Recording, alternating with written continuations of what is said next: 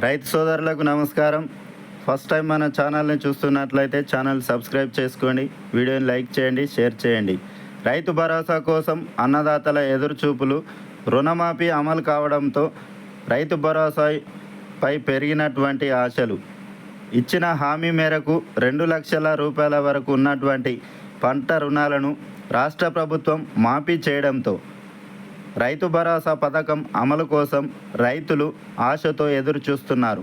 వానాకాలం సాగు ప్రారంభమై పంటకాలం పూర్తి కావచ్చిన ప్రస్తుతం వరి, పత్తి పంటలకు పెద్ద ఎత్తున సాగు చేస్తున్నటువంటి పరిస్థితి. రైతు భరోసా పథకం ఎప్పుడు అమలు చేస్తారని ఆశతో ఎదురు చూస్తున్నారు రైతన్నలు. ఇప్పటి వరకు రాష్ట్ర ప్రభుత్వం ప్రతి సంవత్సరం వానాకాలం యాసంగి కోసం రైతులకు పంట పెట్టుబడి సాయాన్ని రైతు బంధు కింద అందిస్తూ వస్తోంది. తెలంగాణ రాష్ట్రం ఏర్పడిన తర్వాత బీఆర్ఎస్ ప్రభుత్వం 2018 వానాకాలం సీజన్ నుంచి రైతు బంధు పథకాన్ని అమలు చేయడం ప్రారంభించింది. గడిచినటువంటి 6 సంవత్సరాలలో వానాకాలం, యాసంగి సీజన్లలో 12 సార్లు రైతులకు క్రమం తప్పకుండా పంట పెట్టుబడి సాయాన్ని అందించింది గత బీఆర్ఎస్ ప్రభుత్వం. బీఆర్ఎస్ ప్రభుత్వం 2 విడతలుగా 5,000 రూపాయల చొప్పున ఎకరానికి 10,000 రూపాయల పంట పెట్టుబడి సాయాన్ని అందించింది.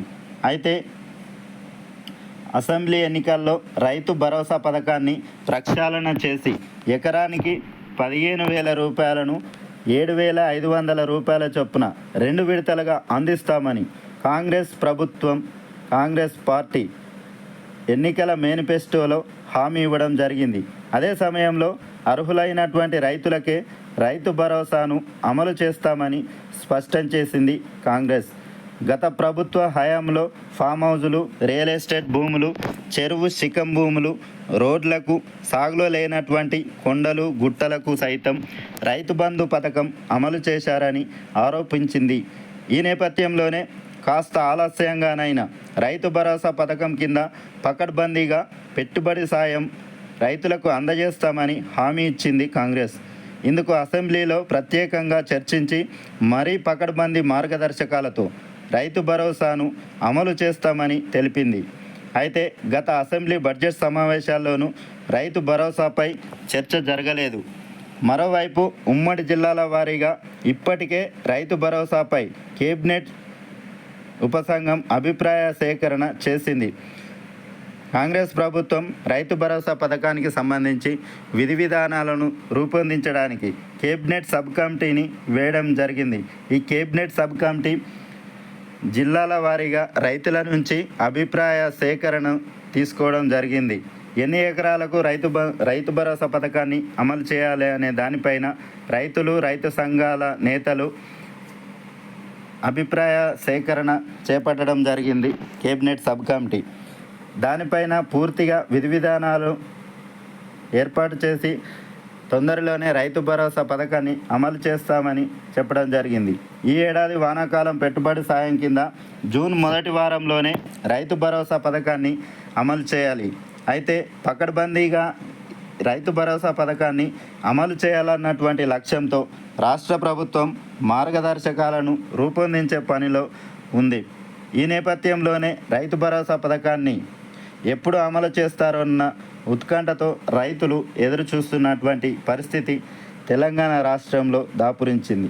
వానాకాలం సాగు మొదలై వానాకాలం సీజన్ పూర్తి కావస్తున్న రైతు భరోసా పథకం అమలు కాకపోవడంతో రైతులు ఆశతో ఎదురు చూస్తున్నటువంటి పరిస్థితి. అందుకు వీలు లేని వారు ప్రైవేటు అప్పులపై కూడా ఆధారపడుతున్నారు. గత బీఆర్ఎస్ ప్రభుత్వ లెక్కల మేరకు ప్రస్తుతం రైతు భరోసా పథకం కింద పంట పెట్టుబడి సాయం రాష్ట్ర వ్యాప్తంగా మొత్తం 1.5 కోట్ల ఎకరాలకు అందించాల్సి ఉంటుంది. దాదాపుగా 68,99,976 మంది రైతులకు గాను వానాకాలం సాగు కోసం ఎకరానికి 5,000 రూపాయల చొప్పున 7,624 కోట్ల రూపాయలను విడుదల చేయాల్సి ఉంటుంది. అయితే కాంగ్రెస్ ప్రభుత్వం అర్హులైనటువంటి రైతులకు మాత్రమే రైతు భరోసా పథకాన్ని అమలు చేస్తామని చెప్పడం జరిగింది. గత బీఆర్ఎస్ ప్రభుత్వం మాదిరిగా కొండలకు గుట్టలకు సాగు చేయనటువంటి భూములకు ఎన్ని ఎకరాలు ఉంటే అన్ని ఎకరాలకు ఈ రైతు భరోసా పథకాన్ని అమలు చేయమని, కేవలం పంట సాగు చేసేటటువంటి భూములకు మాత్రమే రైతు భరోసా పథకాన్ని అమలు చేస్తామని ప్రకటించడం జరిగింది కాంగ్రెస్ ప్రభుత్వం. గత బీఆర్ఎస్ ప్రభుత్వం సాగు చేయనటువంటి భూములకు కూడా రైతు బంధు పథకాన్ని అమలు చేసి వేల కోట్ల రూపాయల ప్రజాధనాన్ని వృధా చేసిందని ఆరోపించింది కాంగ్రెస్ ప్రభుత్వం.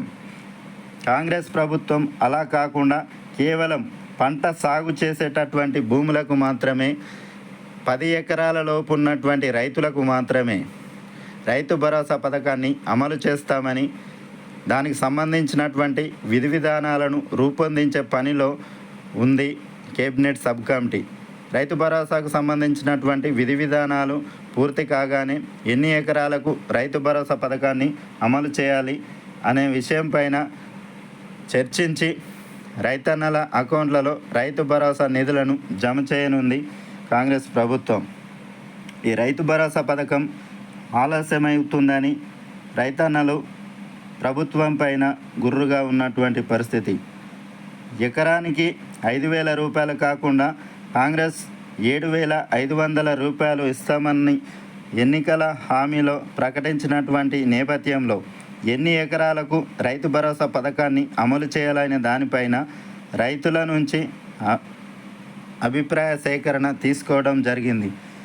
చాలామంది రైతులు 10 ఎకరాల లోపు ఉన్నటువంటి రైతులకు మాత్రమే రైతు భరోసా పథకాన్ని అమలు చేయాలని ప్రభుత్వానికి విన్నవించడం జరిగింది. దానిలో భాగంగానే cabinet sub committee Rythu Bharosa పథకానికి సంబంధించినటువంటి విధి విధానాలను రూపొందించే పనిలో నిమగ్నమై ఉంది. రైతు భరోసాకు సంబంధించినటువంటి నిధులను సిద్ధం చేయాలని ముఖ్యమంత్రి రేవంత్ రెడ్డి గారు అధికారులను ఆదేశించడం జరిగింది.